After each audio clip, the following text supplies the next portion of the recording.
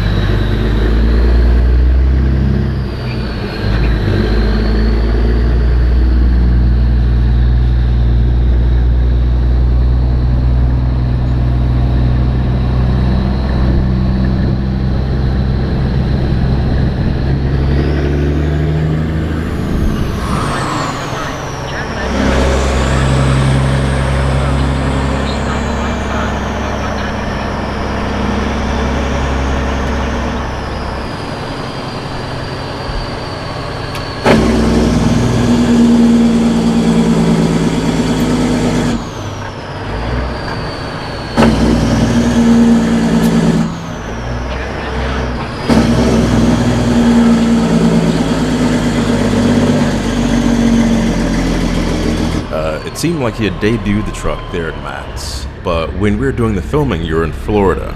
So between Matt's in April, what had you been doing, and where were you coming from that day, and where were you headed to? Well, once we got done with Matt's there in Louisville, we ended up going back home, obviously, and then the next major event we had planned was the Wildwood Show.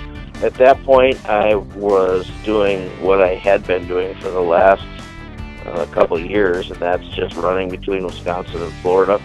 And when I caught up with you, I had a whole load of the typical, I guess, suspects you would say, of a lot of cheese and milk products. Several stops down, ranging from the central part of the state, heading down into the southern end. I emptied out. We ended up going up for the show and did the show, partied hard for a few days, and then loaded up after that and headed back up to Wisconsin.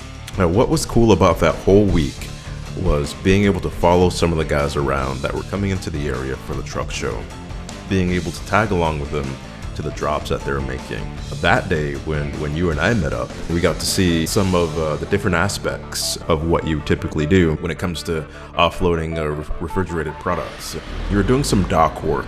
What was that dock work that you're doing? The public knows what we do from a standpoint of get in the truck and drive it around and take what they need to fill the shelves, so to speak, but nobody really gets the inside scoop of what we do other than just drive the truck. And so it was nice to be able to to get you into that type of situation where you can give them a better idea. We typically spend a lot of our time waiting because the places are busy. There's a lot of delays, and it makes our job a little bit challenging. And our time as drivers is very valuable, especially as the regulations get more and more strict and they impose more and more of them on us. So we have appointments, we have times for deliveries. You spend a little time waiting after you check in. They will let you know when they have an available dock door. At that point, you get to go do your thing. Hello? It is. Door 36. Got it. We'll do it right now. Thank you.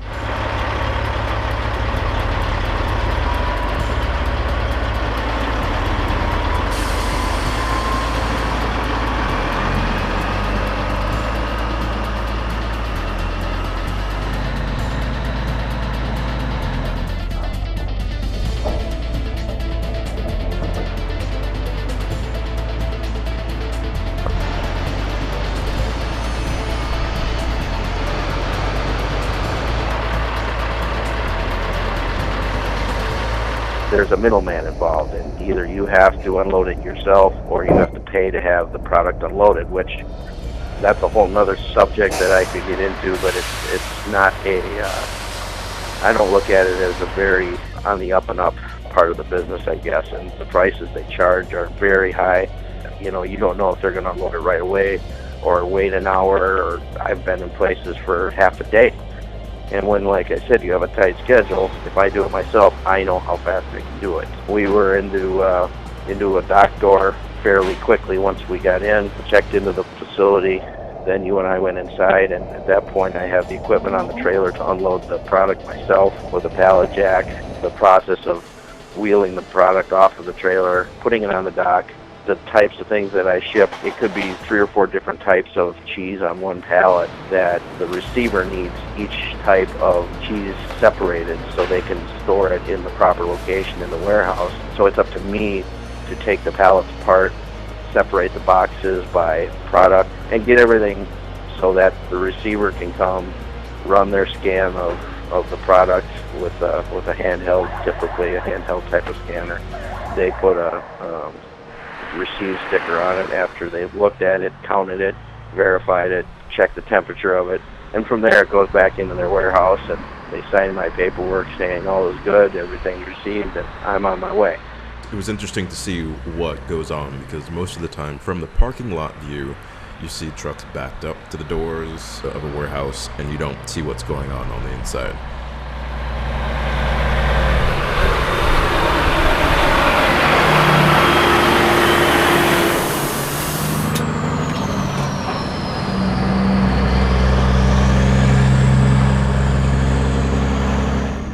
Tell me about the build from the beginning of picking the colors and the color scheme, the whole process.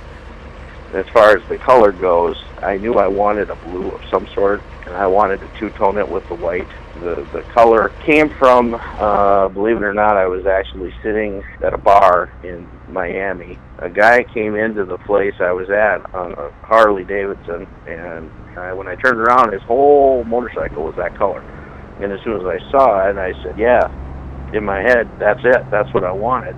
And I asked him what color it was, and he told me it came from Harley Davidson. He said the name of the color was Cool Blue Pearl. And with a lot of white on the truck, I knew that a white trailer trimmed with the same blue would look really, really good. At least I thought it would. And I wanted it to be clean and simple. And all the comments I've gotten on the truck and people's initial reactions to the truck, those two words come up all the time: clean and simple. And actually, the guy that I am leased to as an owner-operator, Chad, he's the one who found a picture of a truck with that scheme, not those colors, but with that paint scheme. And I said, yeah, that's it. That's what I wanted, because I think stripes and zigzags and all sorts of different lines have been beaten to death with, we always talk about there's only so many things you can do to be different. Everybody's done so many things now. And it was just a simple way to make it look really slick and clean. And we did initial work on the truck in our own home shop. Chad Barry is the mastermind behind a lot of the mechanic and basically the grunt work. getting the truck ready to go to get the paint and the customization going, although he does all of that stuff and better than anybody I've ever seen. And when it got done, that image I told you about in my head of what I wanted it to look like was exactly what I got, and it was just there. And when I saw it, yeah, you can't hardly not look at it and say, wow, yeah, it's amazing. What do you stretch it out to?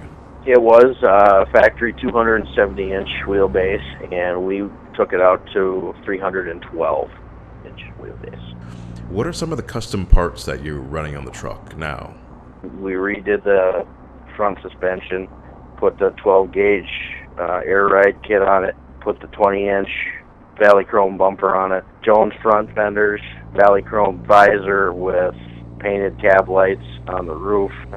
We've got FiberTech cab and sleeper panels, the extensions, so to speak. We put rivets in them, so it actually looks like it came from the factory that way. Monster lids over the steps, 12-gauge mirror brackets. Lincoln Chrome set us up with a big, actually those are 122-inch tall, 8-inch diameter flat cut exhaust pipes on it. Going towards the back end, then we got all new fenders, all from FiberTech as well. The hump fenders over the drives, those also are the same fenders that are on the trailer. New fuel tanks from Limted with the flush-mounted aircraft filler necks on them, which we obviously had painted. All this is painted except with the chrome 8-inch diameter tank straps.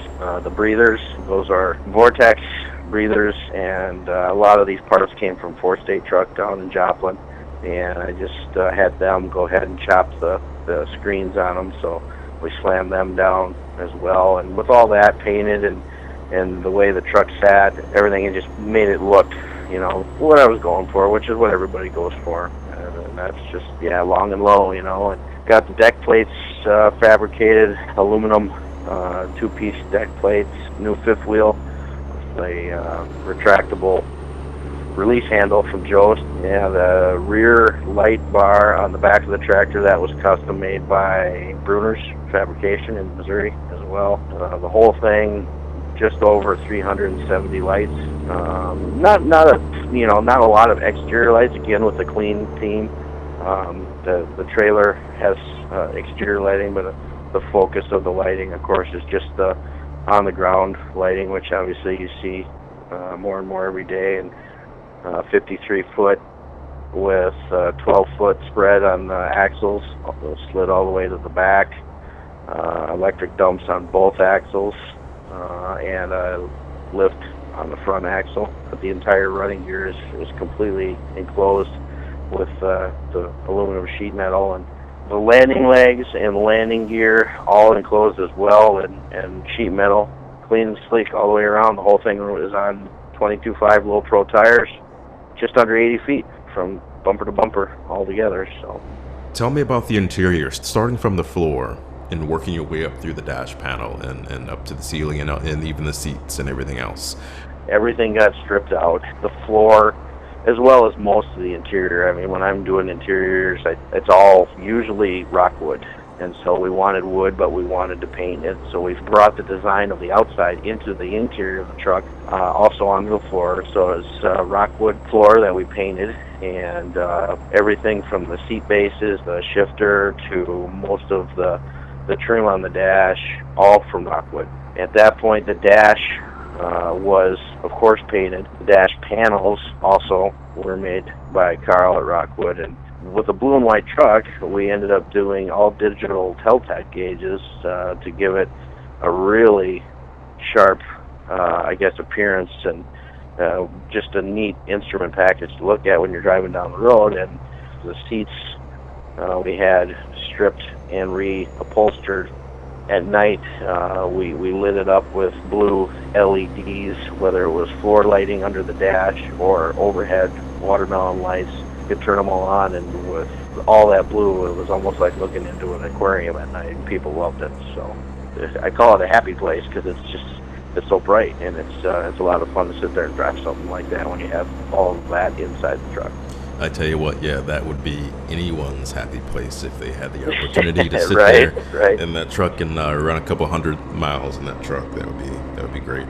How did you get into trucking, Ryan? I'm a first-generation trucker. I've never had anybody in the family that was in the industry at all, but I've always been fascinated with things that move. As I was going through college, I just by coincidence ended up getting acquainted with a guy who owned a small trucking company. I just got talking to him and basically said, hey, how hard of a deal is it to do that, to drive around in one of those things? And he said, well, no problem at all, really. And I said, well, would you ever need any help? Of course, not with any experience, or I didn't even have a license yet. And he said, yeah, absolutely.